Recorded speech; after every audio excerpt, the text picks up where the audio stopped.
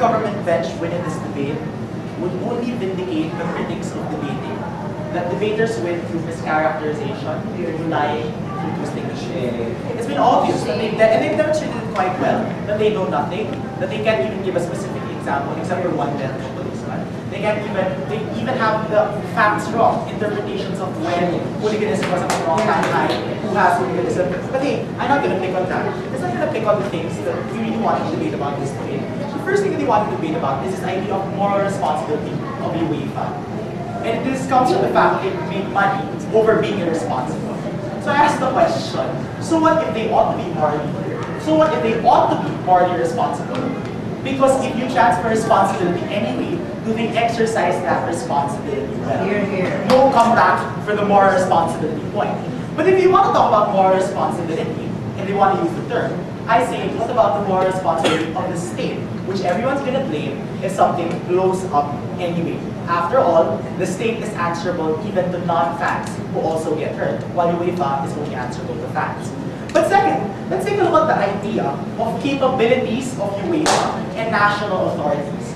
And this is where we see so many shifts in the setup.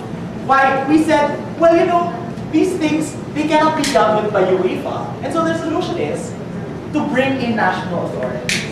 Never mind that that doesn't come in from the first speaker, because she said national authorities must stand outside the stadiums.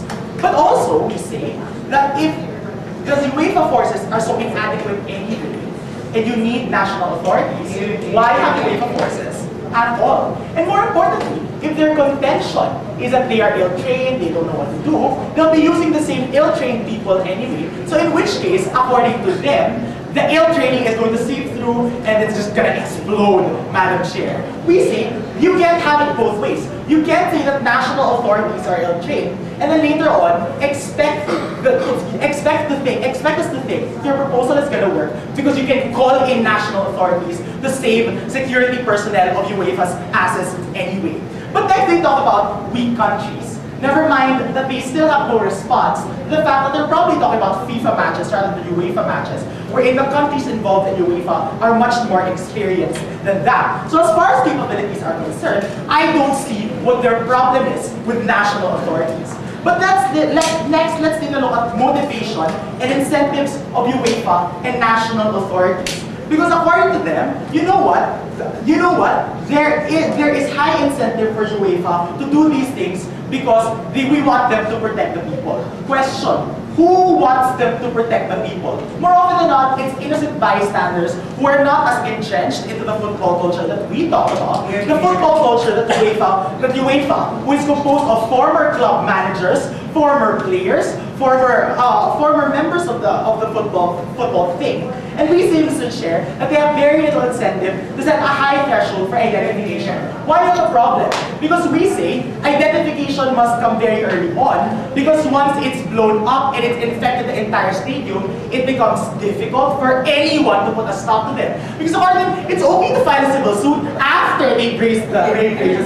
It's okay to file a civil suit after they've killed people. It's okay to stop hooliganism because we can tell if there's hooliganism if, according to Nico, if somebody dies, Mr. Madam Chair.